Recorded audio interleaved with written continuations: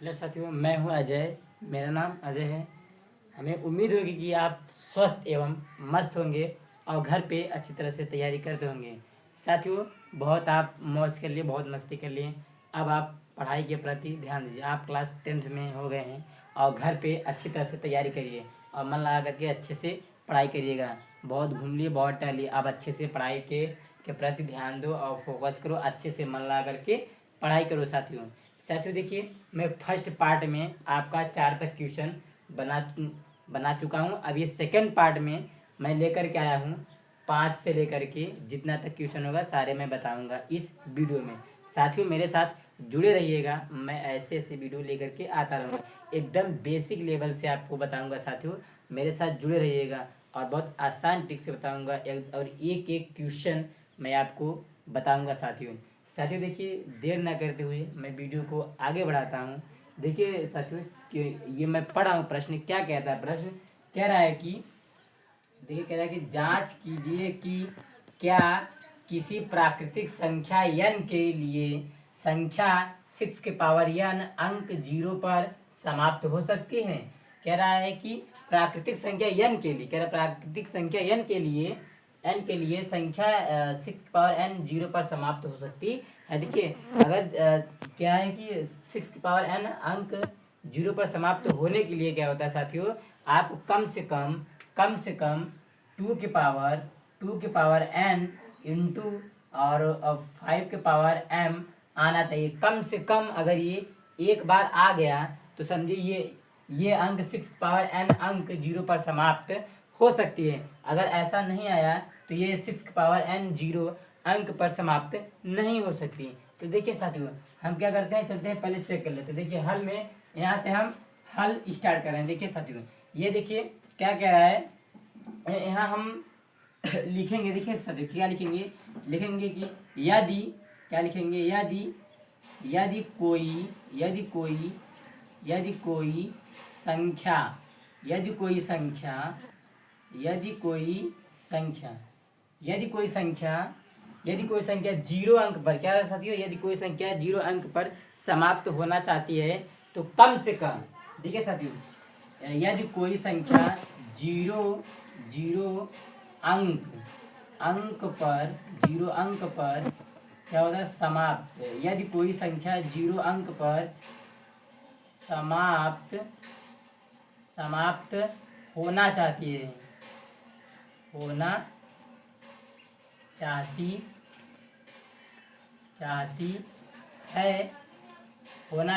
है तो तो तो कम से कम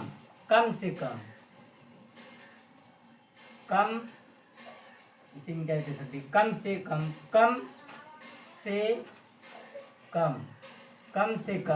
से कम 2 के पावर n इंटू 5 के पावर m एक बार आना चाहिए। 2 के पावर n इंटू 2 के पावर 5 इंटू कम से कम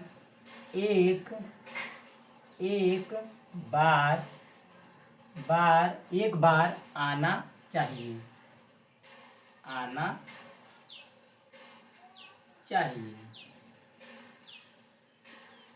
अगर देखिए साथियों, अगर ऐसा हो गया कंडीशन, तब तो ये अंक जो है 6 के पावर n अंक 0 पर समाप्त हो सकती है। अगर ऐसा कंडीशन नहीं हुआ कि ये 2 के पावर n इंटू 2 के पावर 5 अंक अगर एक बार भी नहीं आया तो समझिएगा साथियों कि ये 6 पावर n इंटू 0 पर अंक समाप्त नहीं हो सकती।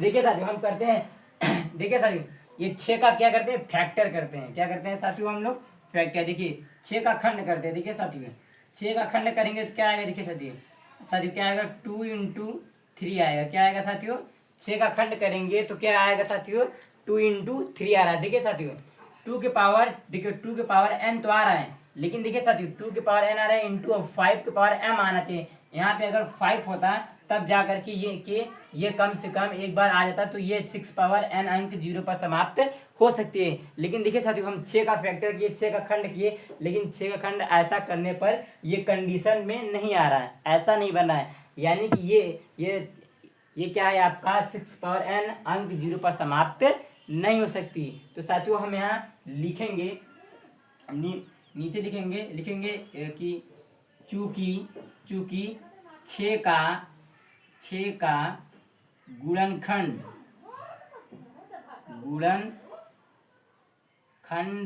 गुणनखंड छः का गुणनखंड करने पर छः का गुणनखंड करने पर कम से कम 2 के पावर n इंटू 5 के पावर m नहीं आया। देखिए साथियों, 6 का हमने क्या किया, पहले खंड किया। 6 का खंड करने पर देखिए 2 के पावर n इंटू 5 के पावर m नहीं आया। क्या हुआ, तो देखिए हम ये लिखेंगे कि चूंकि 6 का गुणनखंड करने पर कम से कम 2 के पावर n इंटू 5 के पावर n नहीं आया, तो इसलिए 6 के पावर n अंक 0 पर समाप्त नहीं हो सकती है। नहीं हो सकती है।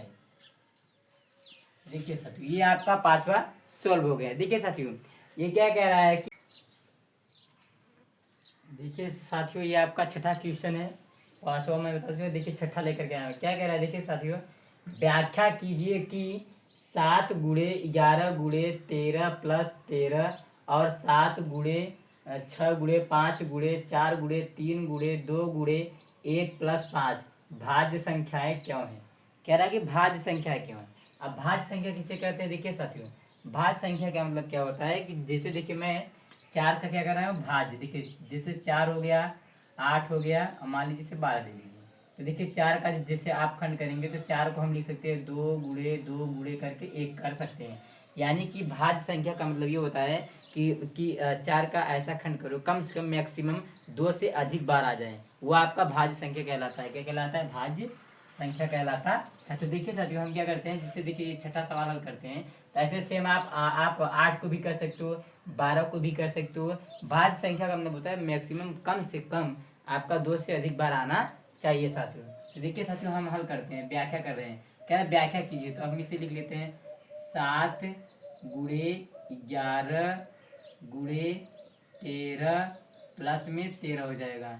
और फिर करके और कर लेंगे। फिर क्या लिखेंगे, 7 गुणे 6 गुणे 5 गुणे 4 गुणे 3 गुणे 2 गुणे 1 प्लस में 5। अब चलिए इसका हम क्या करते हैं, व्याख्या करते हैं। कम से कम आपका कह रहा है भाज्य संख्या।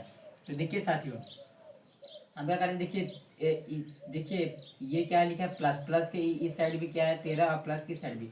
यानी देखिए इसमें कॉमन क्या है, कॉमन का मतलब होता है जो दोनों में हो। तो देखिए 13 इसमें भी 13 इसमें भी। तो 13 हम क्या कर लेते हैं, बाहर कर लेते हैं, यानी कॉमन कर लेते हैं। कॉमन कर लेंगे तो क्या बचेगा अंदर, 7 गुणे 11 गुणे और क्या बचेगा प्लस में आपका 13 बचेगा। ये कॉमन कर लिए, क्या हो गया, कॉमन हो गया। अब देखिए साथियों, इसमें भी कॉमन कर देते हैं। इसमें देखिए कॉमन क्या है, देखिए इसमें कॉमन क्या है, देखिए ये क्या प्लस की साइड 5 है और इस साइड। तो हम क्या करते हैं, 5 को कॉमन कर लेते हैं, बाहर कर लेते हो। तो क्या बचेगा अंदर, 7 गुणे 6 गुणे, देखिए ये 5 जो है कॉमन कर लिए तो ये 5 हट जाएगा। तो फिर क्या बचेगा यहाँ पे, 4 गुणे 3 गुणे 2 गुणे 1 प्लस में 5। क्या बचेगा, ये बचा।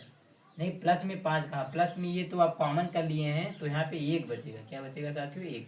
क्योंकि 5 इधर भी 5 इधर 5 कॉमन कर लिए तो क्या बचा यहाँ पे, 1 बचा। अब देखिए साथियों, इसे हम हल कर लेते हैं।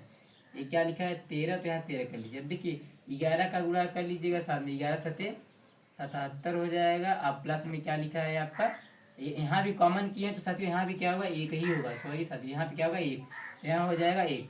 क्योंकि देखिए साथियों 13 इधर भी 13, तो 13 कॉमन कर लिए तो क्या बचेगा, इधर 1 ही तो बचेगा साथियों।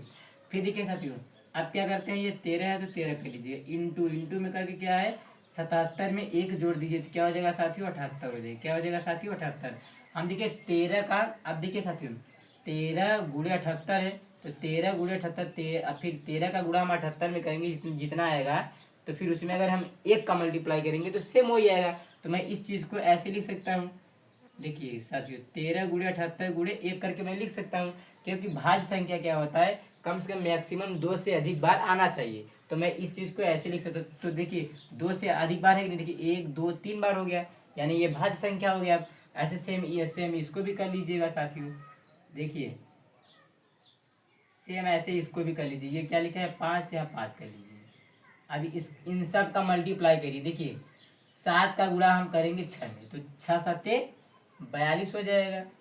क्या हो जाएगा 6 सत्ते 42। अब 42 हो गया, फिर 42 का गुणा 4 में करिए तो 42 का गुणा हम किस में करते हैं 4 में, तो 4 दूनी 8 हो जाएगा, फिर 4 चौक 16 हो जाएगा, यानी 168 हो गया। अब फिर करेंगे 3 में गुणा, अब 3 में गुणा करेंगे तो क्या हो जाएगा 8 3 24, 24 का ही 4 हासिल 2 हो जाएगा। फिर देखिए देखिए 6 तिरिक 18, 18 में 2 जोड़िए 20, 20 का ही 2 हासिल 2, 3 कनन 3, 3 2 5, यानी क्या आ गया 504। और फिर 504 में 2 का मल्टीप्लाई करिए तो 2 का गुणा करेंगे तो क्या हो जाएगा 2 चौक 8 हो जाएगा, यहाँ 0 हो जाएगा, 5 दूनी 10 हो जाएगा। अब फिर ये हो जाएगा 1008 का गुणा 1 में करेंगे तो सेम हो जाएगा, यानी क्या आ जाएगा 1008 आ जाएगा, और प्लस में क्या है 1 तो 1 लिख दीजिएगा।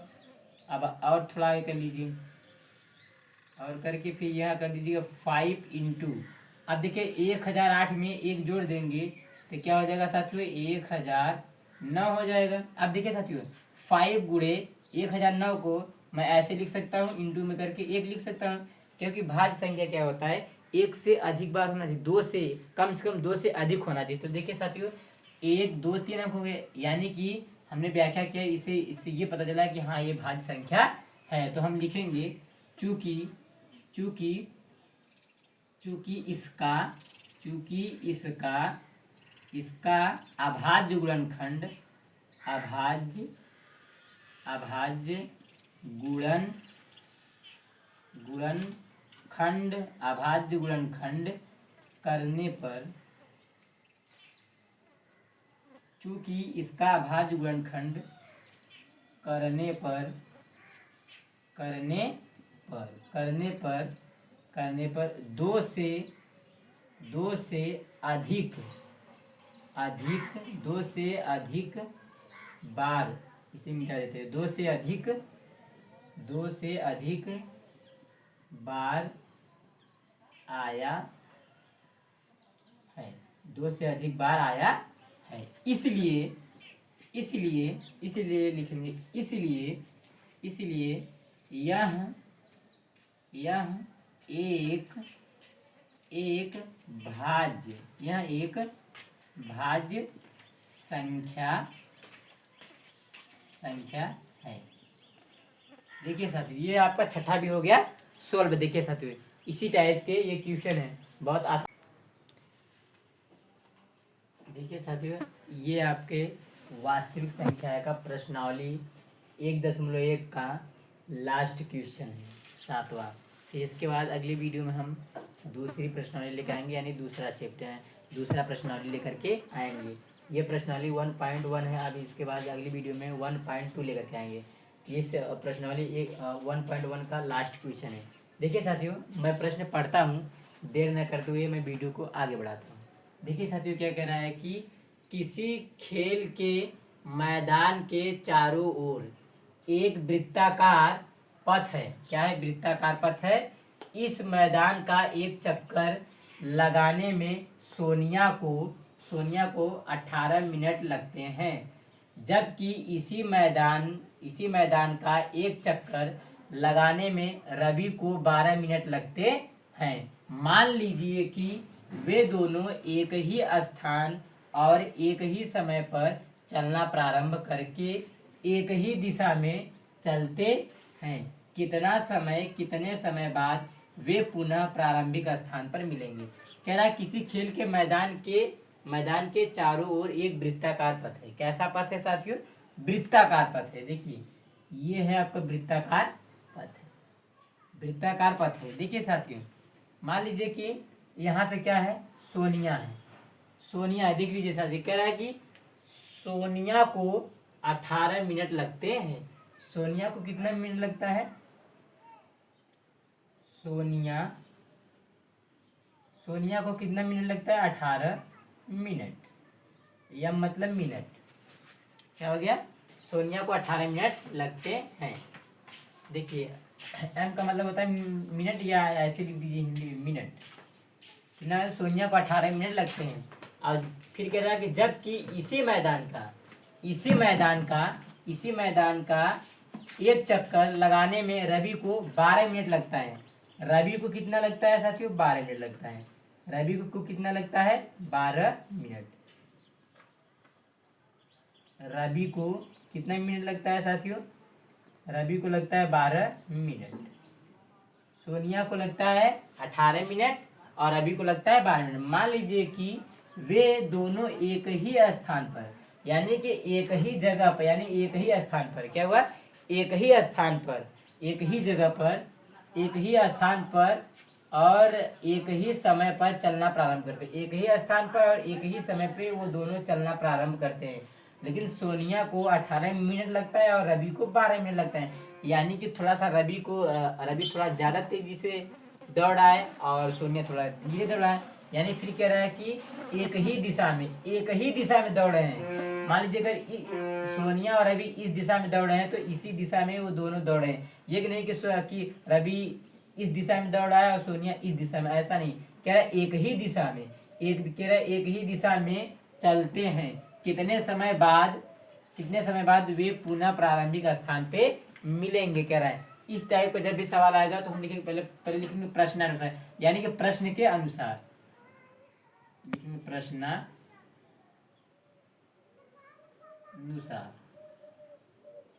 देखिए, प्रश्नानुसार का मतलब होता है, क्या होता है साथियों? प्रश्नानुसार का मतलब होता है प्रश्न के अनुसार। अब हम चलते हैं प्रश्न के अनुसार। जब भी इस टाइप का सवाल आएगा तो कुछ नहीं करना है साथियों।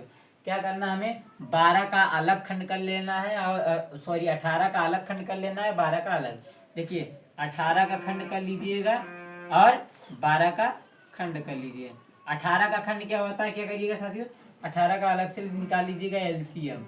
ये 2 से कटेगा, यहाँ 9 आएगा।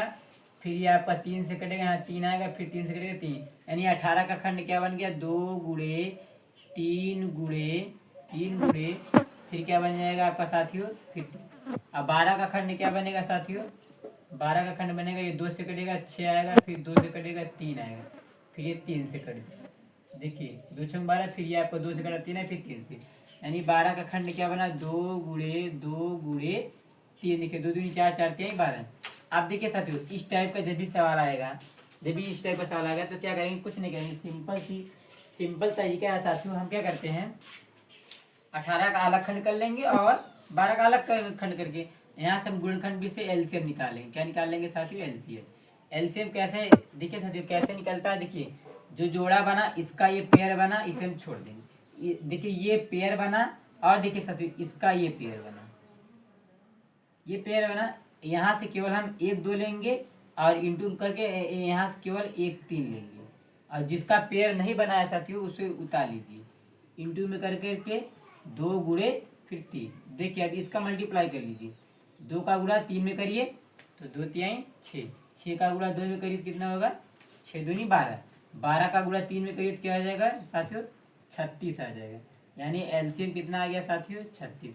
यानी कि वे दोनों रवि, देखिए सोनिया और रवि, देखिए सर ये कह रहा है एक ही दिशा में चलते हैं। कितने समय बाद वे पुनः प्रारंभिक स्थान पे मिलेंगे?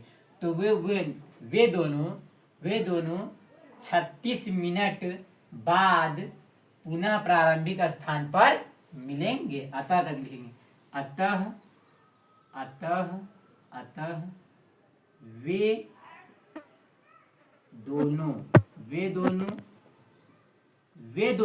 वे दोनों कौन? सोनिया और रवि। अतः वे दोनों 36 मिनट 36 मिनट बाद, 36 मिनट बाद प्रारंभिक स्थान पर, देखिए प्रारंभिक, देखेंगे प्रारंभिक स्थान पर मिलेंगे,